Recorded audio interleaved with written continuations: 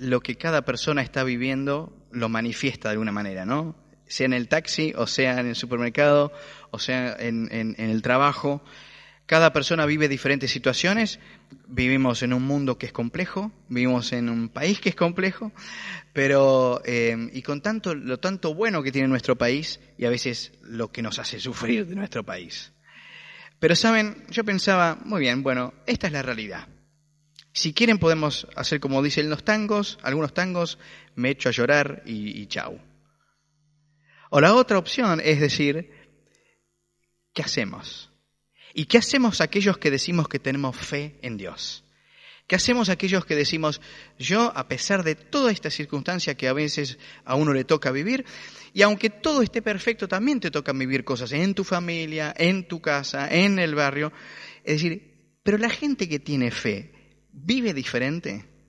Y podemos decir esta mañana, mira, nosotros tenemos algo que nos hace caminar hacia adelante igual. Y levantarnos cada mañana y darnos la inspiración para hacerlo, lunes, martes, miércoles, hasta llegar hasta el domingo cada día. Bueno, hoy vamos a ver un texto que en un sentido es muy fuerte. Les aviso, es fuerte esta lectura. Es fuerte el texto, pero tiene un fin y como muchas historias en la Biblia, de lo dramático quiere llevarnos a una enseñanza que nos pueda ayudar en nuestra vida a realmente ser personas como recién decíamos que Dios ha pensado que fuéramos. Pero el texto es fuerte, les aclaro eso. Y vivimos tiempos fuertes, vivimos tiempos de la necesidad de tener fe en tiempos revueltos. Son tiempos revueltos. Saben, yo escucho mucho, además de a veces el noticiero de acá, no escucho tanto, pero sí escucho que en otros países tampoco es que están tan joya en algunas cosas, ¿no? Por ejemplo, yo miro Europa. ¿Tienen cada drama en Europa? Tienen dramas, tienen problemas, algunos dicen, no sé si exageran, pero tienen el asunto de la inmigración. Muy bien. En Europa tienen problemas con la inmigración. Y están diciendo, ¿qué hacemos? ¿Ponemos barreras? ¿No ponemos barreras? Hay uno que está en otro lado que quiere poner muros. Pero ahí están. Hay conflictos sociales en algunos lugares que nunca se habían visto, inclusive raciales, que hacía mucho tiempo no se veía de esa manera. Fe en tiempos revueltos es posible. La Biblia dice lo siguiente en Hebreos. Dice, la fe es la garantía de lo que se espera, la certeza de lo que no se ve. Gracias a ella fueron aprobados los antiguos. Vamos a decir solamente el versículo 1. Vamos. La fe es la garantía de lo que se espera, la certeza de lo que no se ve. Es decir, la fe tiene algo que ver con que no es siempre tangible, no se ve inmediatamente. Es algo que se espera. Es una certeza que no se ve, pero se va a ver.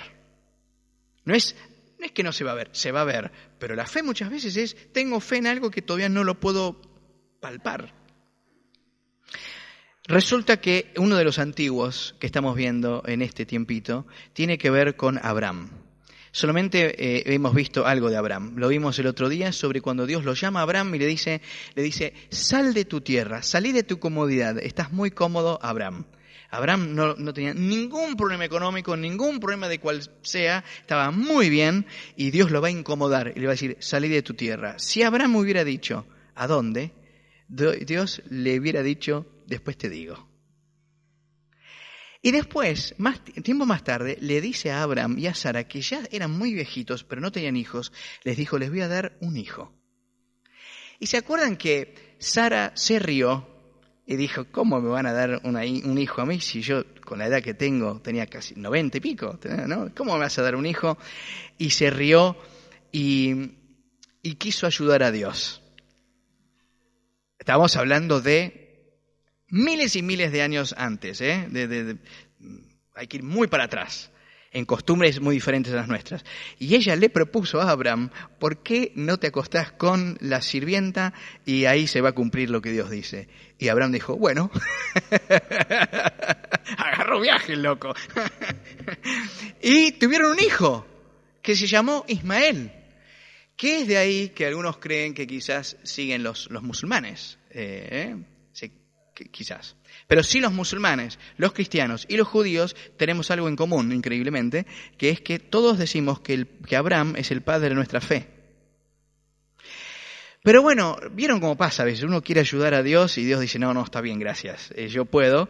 Y resulta que le dio un hijo a Sara, increíblemente, que se llamó Isaac. Isaac tiene que ver, el nombre es risa. O sea que Sara se rió y Dios también se rió. Dijo, sí, Isaac se va a llamar. Isaac, así sería. Mal chiste. Pero mire lo que le va a decir ahora a Dios. Pasa el tiempo, crece el muchacho que se llama Isaac. Todo bien, todo bárbaro, todo 10 puntos. Y Dios va a hacer algo tremendo. Fuerte. Y lo voy a leer. Y no se asusten, vamos. Génesis 22, 1 al 18. Pasado cierto tiempo, Dios puso a prueba a Abraham y le dijo, Abraham, aquí estoy, respondió. Y Dios le ordenó, está en sus ayudas de memoria, no está acá. Y Dios le ordenó, toma a tu hijo, el único que tienes y al que tanto amas, y ve a la región de Moria. Una vez allí, ofrécelo como holocausto en el monte que yo te indicaré. Abraham se levantó de madrugada, ensilló su asno, también cortó leña para el holocausto, y junto con 2 de sus criados y su hijo Isaac, se encaminó hacia el lugar que Dios le había indicado. Al tercer día, Abraham alzó los ojos y a lo lejos vio el lugar. Entonces les dijo a sus criados, quédense aquí con el asno. El muchacho y yo seguiremos adelante para adorar a Dios y luego regresaremos junto a ustedes. Abraham tomó la leña del holocausto y la puso sobre Isaac, su hijo. Él, por su parte, cargó con el fuego y el cuchillo, y los dos siguieron caminando juntos. Isaac le dijo a Abraham, Padre, dime, hijo mío. Aquí tenemos el fuego y la leña, continuó Isaac, pero ¿dónde está el cordero para el holocausto? El cordero, hijo mío, lo proveerá Dios, le respondió Abraham. Y siguieron caminando juntos. Y cuando llegaron al lugar señalado por Dios, Abraham construyó un altar y preparó la leña. Después ató a su hijo Isaac y lo puso sobre el altar y encima de la leña. Tremendo. Entonces tomó el cuchillo para sacrificar a su hijo. Pero en ese momento el ángel del Señor le gritó desde el cielo, Abraham, Abraham, aquí estoy, respondió. No pongas tu mano sobre el muchacho, ni le hagas ningún daño, le dijo el ángel. Ahora sé que temes a Dios porque ni siquiera te has negado a darme a tu único hijo. Abraham alzó la vista y en un matorral vio un carnero enredado por los cuernos. Fue entonces, tomó el carnero y lo ofreció como holocausto en lugar de su hijo. A ese sitio Abraham le puso por nombre, el Señor provee. Por eso hasta el día de hoy se dice, en un monte provee el Señor. El ángel del Señor llamó a Abraham por segunda vez desde el cielo y le dijo, como has hecho esto y no me has negado a tu único hijo, juro por mí mismo, afirma el Señor, que te bendeciré en gran manera y que multiplicaré tu descendencia como las estrellas del cielo y como la arena del mar. Además, tus descendientes conquistarán las ciudades de sus enemigos. Puesto que me has obedecido, todas las naciones del mundo serán bendecidas por medio de tu descendencia. Qué cosa rara, qué raro y qué fuerte para nosotros hoy. Saben que esto de sacrificar, que a nosotros nos parece tan loco, pero no era loco en esa cultura. Es de hecho, si uno ha estudiado un poco historia, sabe que muchas culturas sacrificaban a sus hijos sobre el altar en pedido que los dioses les diera una buena cosecha. Pero había otro sobre los sacrificios, no humanos, sino sacrificios, que es fuerte también, de animales, que tiene que ver con hacer pactos. Como no escribían, se hacía un pacto de fuego. ¿Vieron un pacto de sangre? ¿Vieron que antes se decía, ¿no? Pacto de sangre. Es un pacto, hacían un pacto de esa manera. Para nosotros, lejos de nuestra realidad. Pero hoy sería, la versión moderna sería ponerle la firma a algo, que nos parece muy diferente a esto, ¿no es cierto? Aunque a veces poner la firma es un sacrificio. ¿No? Poner la firma es un sacrificio. Ahora, este es el punto. A mí, lamentablemente, y quizás a muchos también, nos han robado. A mí me han robado en mi casa. Y cuando te pasa una cosa así y te entran a tu casa, cosa que no se lo deseo a nadie, lo que uno se da cuenta es esto: la plata no importa. y los bienes no importan. Y a mí me llevaron el auto, plata, de todo, y hasta me pegaron. Pero gracias a Dios mis hijas no estaban. Pero yo hubiese deseado para cualquier persona, y lo pensé para mí, pueden llevarse lo que quieran, pero no toquen a nadie de mi familia. Ahora, y de repente todo se ubica en su lugar, ¿vieron? Porque todo lo que por lo que uno lucha, se reniega, qué sé yo, se acomoda en un lugarcito que uno dice, llévate todo, pero no toques a lo más valioso que tengo, que es mi familia, o los seres queridos. Y Dios lo mira a Abraham, que le acaba de dar un hijo, el único hijo, y le prometió descendencia, y le dijo, mirá las estrellas, contalas, y no las vas a poder contar, y así va a ser tu descendencia, y bla, bla, bla. Y ahora le dice, sacrifica a tu hijo.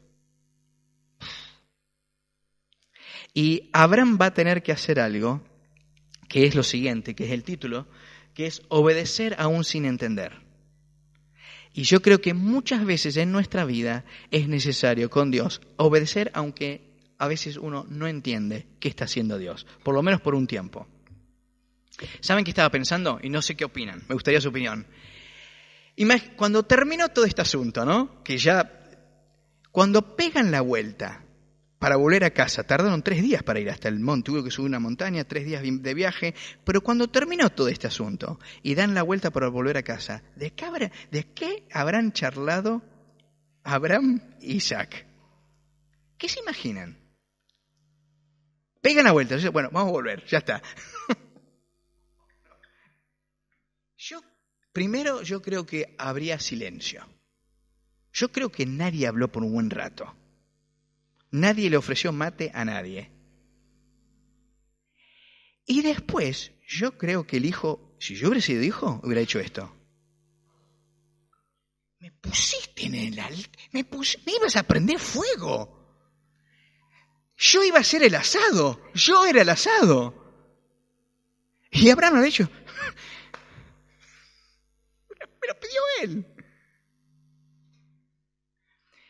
Y quizás después se sentaron y quizás hicieron un análisis. Y es el análisis que me gustaría que hagamos un ratito ahora. Y lo hice con rima, así que va a parecer raro, pero piénsenlo un poquito, pensémoslo juntos. Primero, Isaac. Cuando vengan las pruebas, lejos de ponerte mal, alégrate. No puede ser, sí. Miren esta imagen, tremenda, ¿eh? Ahí tenemos un cuadro de un pintor llamado Caravaggio en el 1598. Se lo pidió el Vaticano y lo hizo. Ahí tienen a Abraham por cometer una atrocidad y ahí tienen el ángel que está diciendo, no, detenete. Pero Isaac, quizás y Abraham hicieron un análisis, y esto puede haber sido lo primero que les decía, que es alegrar, Dios te va a probar. Y el texto ahí recién decía lo siguiente. Dice ahí, pasado cierto tiempo, Dios puso a prueba a Abraham y le dijo, Abraham, aquí estoy, respondió.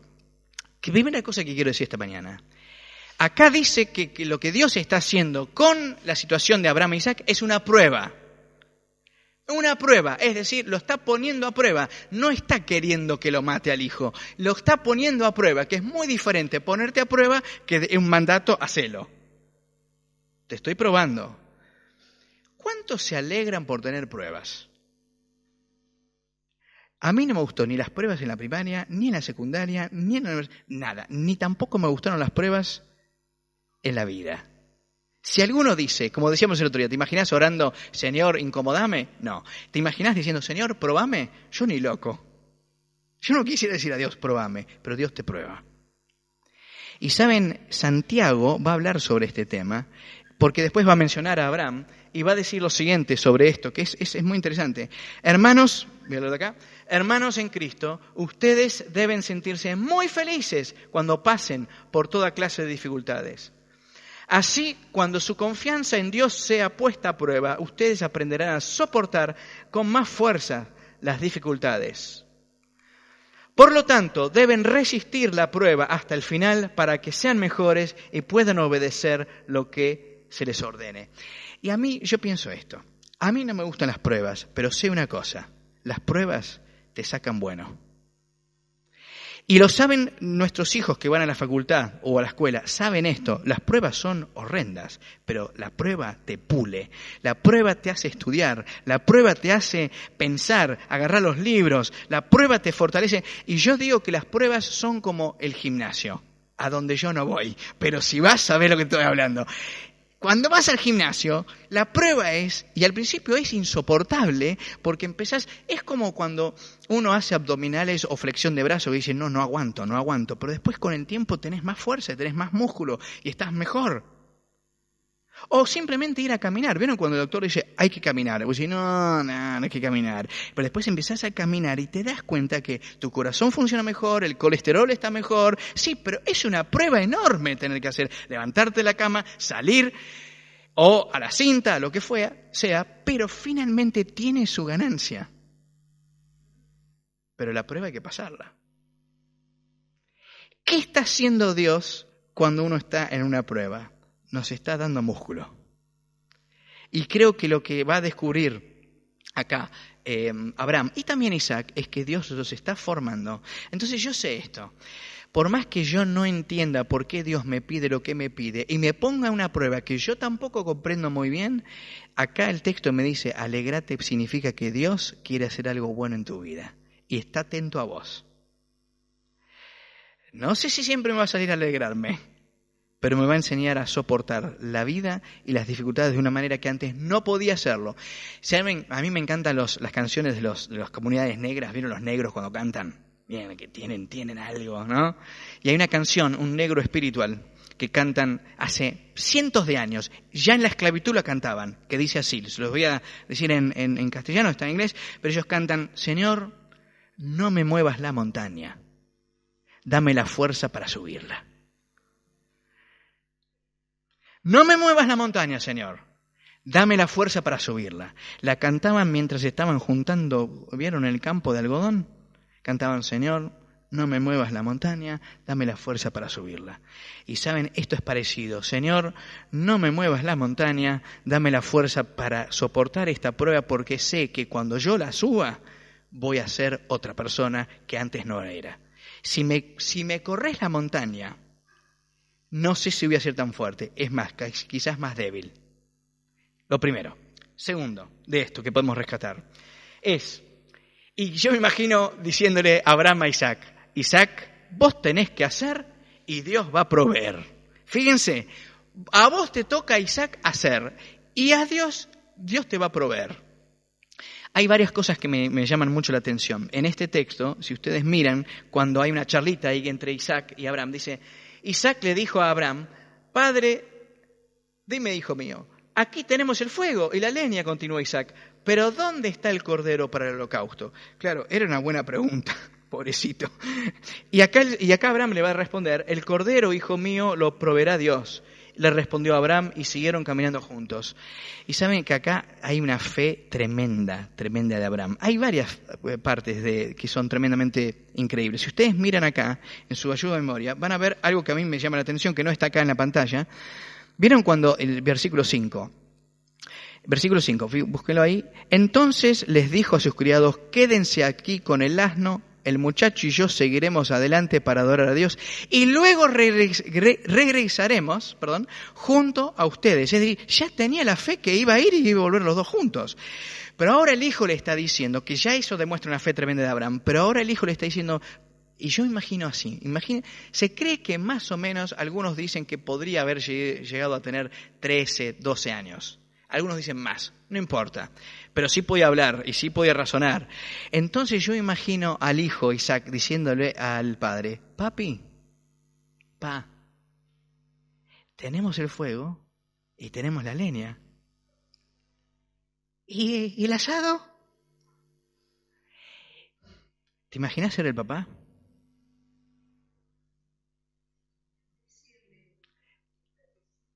Y Abraham dice, hijito querido, Dios va a proveer, tranquilo. Pero Abraham sabe que hasta ahora, porque como él no sabe cómo va a terminar esta película, él siente adentro una emoción, me imagino, y unos nervios, y le temblaría en la voz. Y piensen que ya tiene 100 años Abraham cuando esto pasa. 100 años. papi, y la leña y el fuego te lo tenemos, pero... Y yo creo que es esto. Esta enseñanza es esta. A vos te toca hacer lo que Dios te pide que hagas. Tranquilo, Dios va a hacer su parte. Yo miro este texto y no lo veo a Abraham tirado en la cama, pancho así, diciendo, Dios va a proveer, como algunos creen que es. Abraham está activo, está haciendo, está buscando la manera de poder responder a lo que Dios le pide. No está tirado en su casa, no está tirado deprimido, no está ahí diciendo, uy, ¿qué voy a hacer? Y no hay nada malo con la depresión en el sentido de no siempre es espiritual. Pero quiero decir, él no dice, bueno, Dios proveerá y yo. No, sale, camina 3 días, sube la montaña, está dispuesto a hacer lo que hay que hacer y le dice a Isaac, mira Isaac, acá hay una enseñanza. Si vos te esforzás y haces lo que Dios te dice, tranquilo, Dios va a hacer lo que tiene que hacer. Y para mí hoy día eso es muy importante. Yo sé que estamos viviendo momentos muy difíciles en Argentina y Mar del Plata, como dijimos el otro día, tiene el índice más alto de desocupación. Pero saben, a mí me aterra esto. Yo sé de personas que le han ofrecido trabajo a gente más joven y la gente joven dice que no. Y eso me duele. Acá hay algo que creo que uno debe rescatar. Y por eso me opongo rotundamente a aquellos que dicen, vení a Dios y Dios te va a dar, vos no tenés que hacer nada. ¿Ah, no? Yo creo que sí, hay mucho para hacer. Y mientras vas haciendo, vas a ver a descubrir cómo Dios empieza a responder y empieza a proveer de una manera, no solamente económica, sino en la vida espiritual de uno. Así que, eso me llama la atención. Y al menos para mí lo tomo de esa manera. Y saben que acá Dios tiene varios nombres. Y uno de los nombres aparece acá, que es, a ese sitio Abraham le puso por nombre Yahvé Jireh, va a quedar en ese nombre, que significa el Señor provee. Y uno de los nombres de Dios es ese, Yahvé Jireh o Jireh, que significa el Señor va a proveer en todo aspecto para nuestra vida. Hay que tener fe para eso, en el país que vivimos.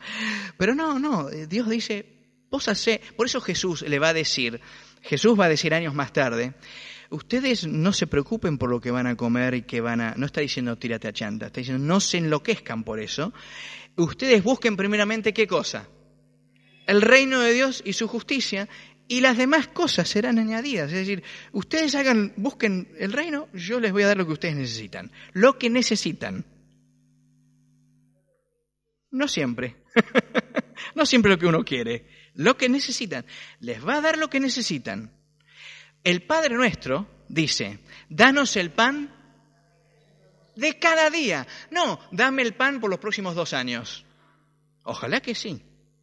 Pero dice, Señor, es humilde la oración. Dice, Señor, dame lo que necesito hoy. El pan, tu paz, tu cariño, tu amor, lo que necesito hoy.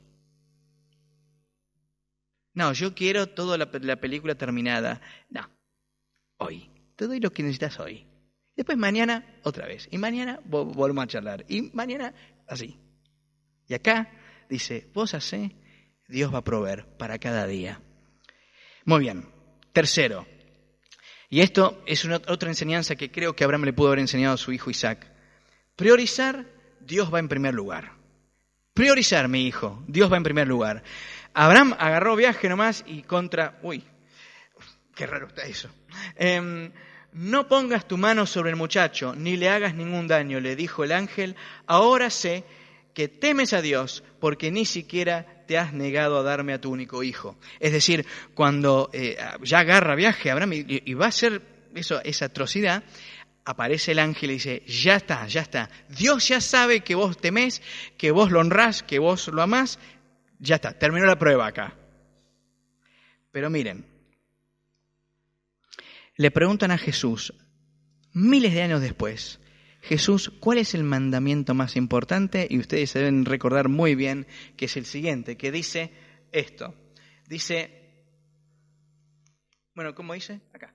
Jesús le dijo, amarás al Señor tu Dios con todo tu corazón y con toda tu alma y con toda tu mente. Este es el primero y grande mandamiento. Lo primero es amar al Señor con todo por encima de todas las cosas. Cuando Jesús fue tentado en el desierto, tuvo que responder a algo porque Satanás lo apura en el desierto. Y Jesús va a decir algo parecido. Escrito está, vamos a decirlo juntos. Adora al Señor tu Dios y sírvele solamente a Él. Y ahora Dios le dice a Abraham, le acaba de decir, ¿me adoras más que a tu hijo? ¿En qué lugar están tus hijos y en qué lugar estoy yo? Estaba leyendo en estos días un psicólogo que escribió algo sobre cómo hoy algunos padres tratamos a nuestros hijos, quizás. Porque parece ser que en Argentina hay como dos o tres grupos. Hay un grupo que siempre existió, que es los padres ausentes que nunca están, los chicos están ahí a la deriva y desprotegidos, descuidados. Pero hay otro grupo y hay algo que ha hecho un giro en los últimos años en nuestro país. Y este psicólogo, se llama Miguel Espeche, creo que eso, Espeche, psicólogo y psicoterapeuta, va a decir lo siguiente sobre un peligro que hay últimamente en nosotros, en nuestra sociedad. Escúchenlo. No está en pantalla, escuchen. El peligro de endiosar a los hijos. Antes se juraba por Dios, pero hoy se jura por los hijos. Dios ha muerto, dijo Nietzsche. Y quienes de alguna manera lo creen así, a falta de aquella certeza de un cosmos ordenado por designio divino, encuentran en sus hijos el último destello de lo absoluto y el punto fijo a partir del cual mover el universo. Siempre fueron importantes los hijos, pero hoy para una proporción de padres lo son no solo por el amor que por ellos se tiene, sino además porque muchos perciben que los chicos vienen a compensar ese Dios muerto y enterrado.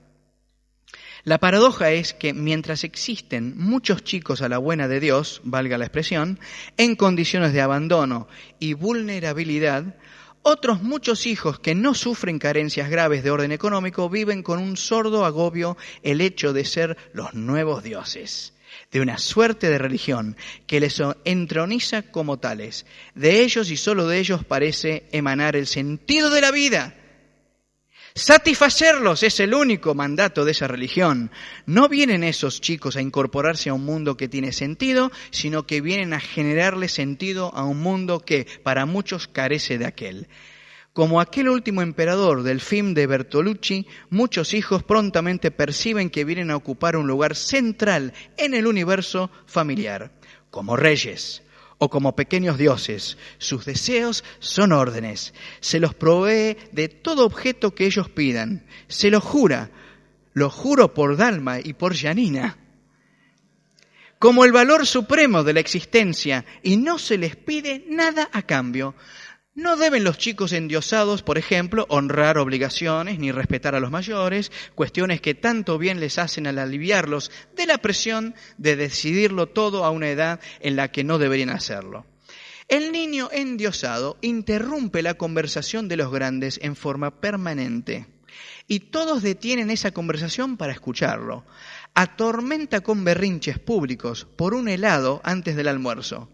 Se para sobre la mesa y hasta come lo que le viene en gana sin horarios ni un orden que provenga desde afuera.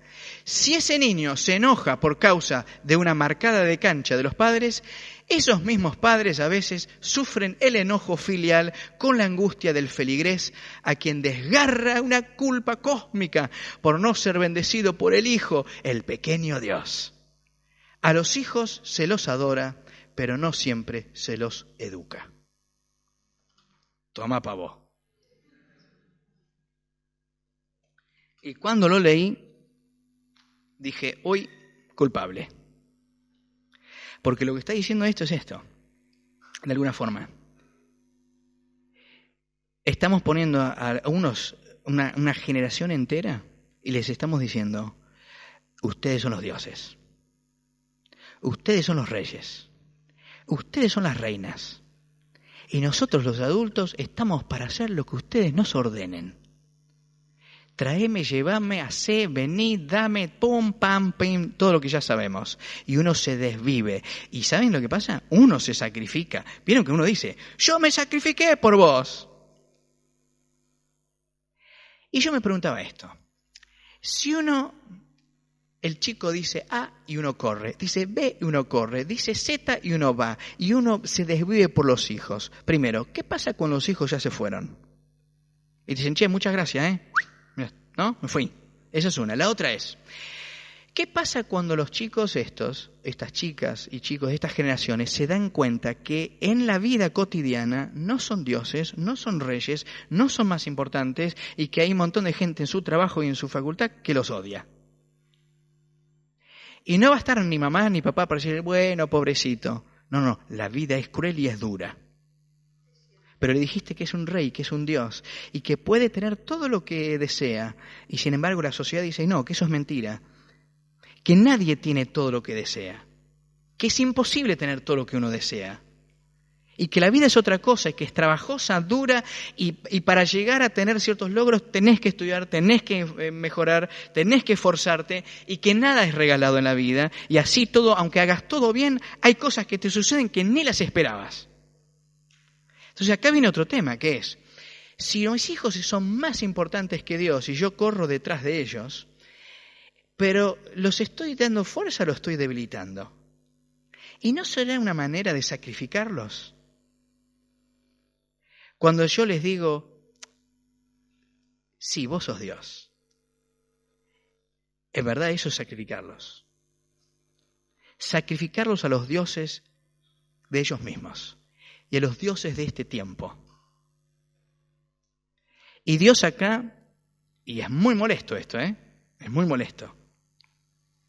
Pero hay un grupo que debemos pensar, ¿qué estamos haciendo con nuestros hijos?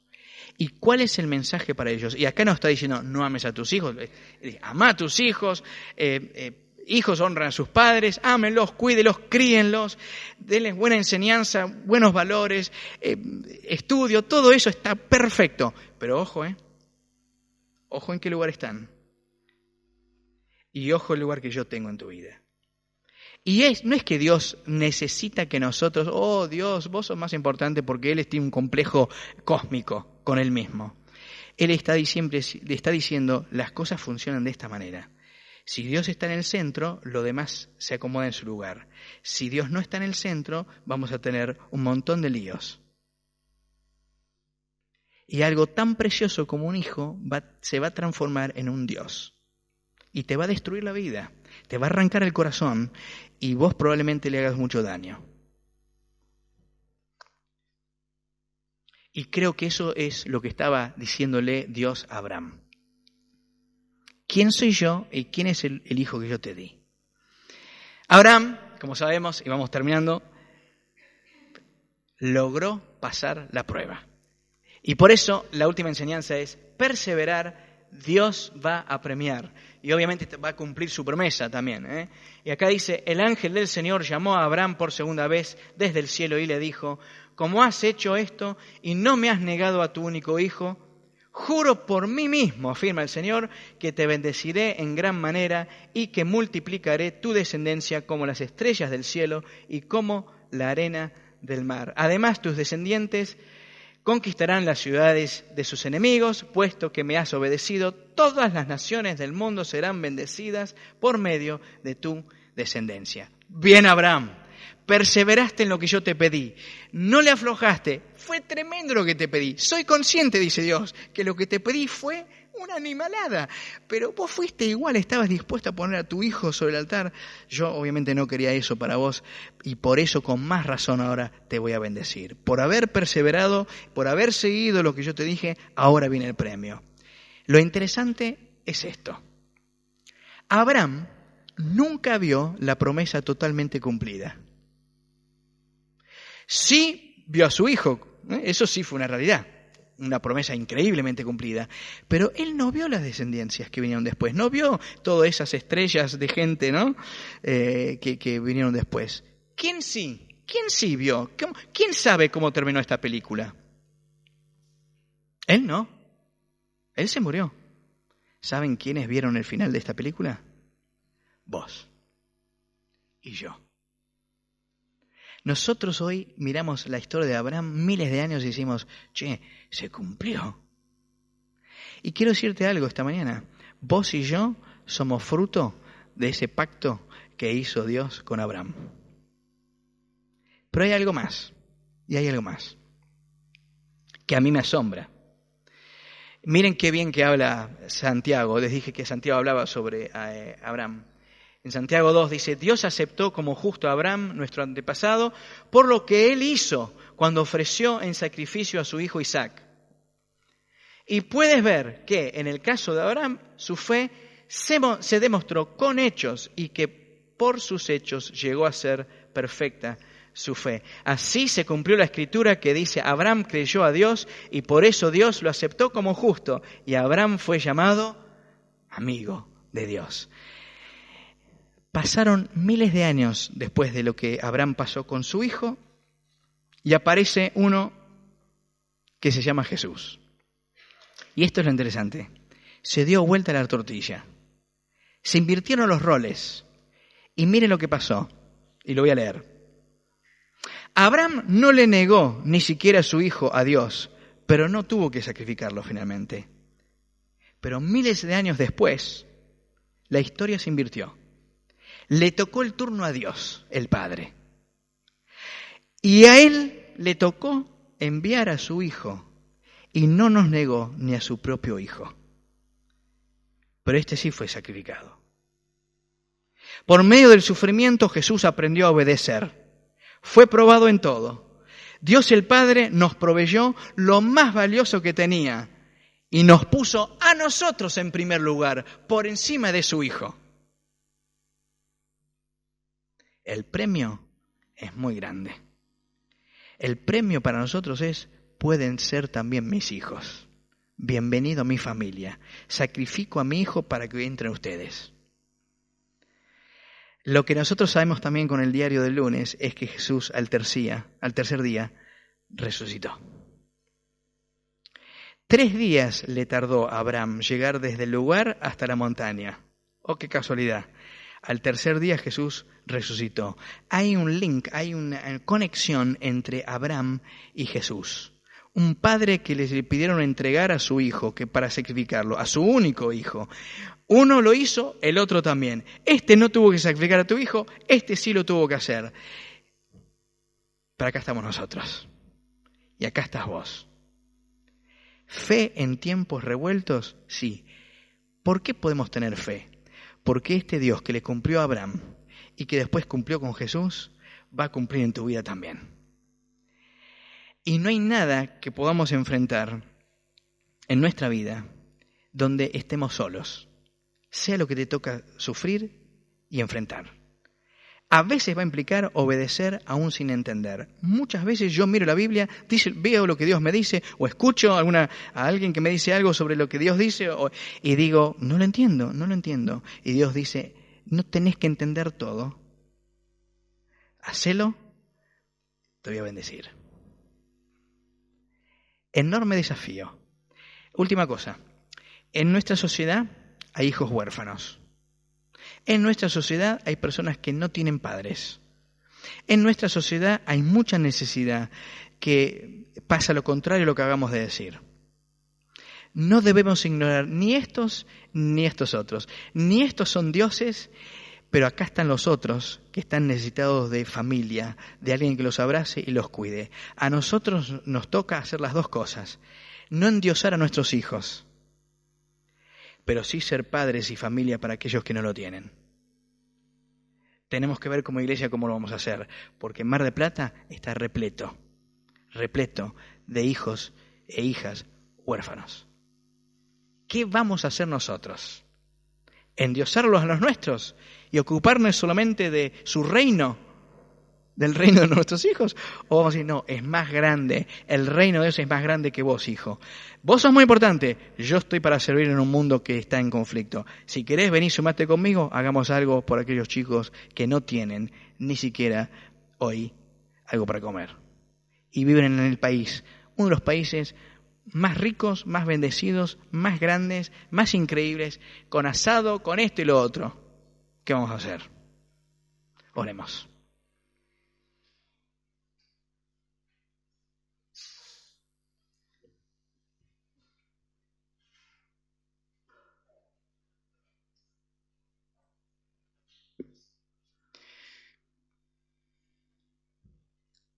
Señor, muchas gracias por este texto fuerte. Obviamente dentro de una cultura y un tiempo diferente, pero eso no significa que nosotros no tengamos que aprender algo de eso, y no significa que de todas maneras el tema de sacrificio sigue siendo una realidad. A veces sacrificamos a nuestros hijos sobre el altar del bienestar económico, a veces sacrificamos a nuestros hijos sobre el altar del éxito, pero a veces sacrificamos a nuestros hijos poniéndolos a ellos como dioses. Pero también, Señor, somos conscientes que en esta historia hay un Dios que ama. Hay un Dios que no quiere destruir. Hay un Dios que quiere lo mejor para el ser humano. Hay un Dios que quiere que el ser humano viva bien. Y debemos quizás decir cada uno de nosotros, y yo les invito a que cada uno en su corazón hable con Dios y pregúntese cada uno, ¿qué lugar tiene Dios en mi vida hoy? ¿Estoy viviendo por pruebas? ¿Cómo los enfrento? ¿Estoy pasando por la necesidad quizás de esa prueba o de esa necesidad de creer que Dios me va a proveer? O quizás también esto de priorizar, o esto último, saber que si uno obedece, aún sin a veces entender, Dios va a premiarnos. Te va a premiar. Decirle al Señor lo que vos sientas en tu corazón.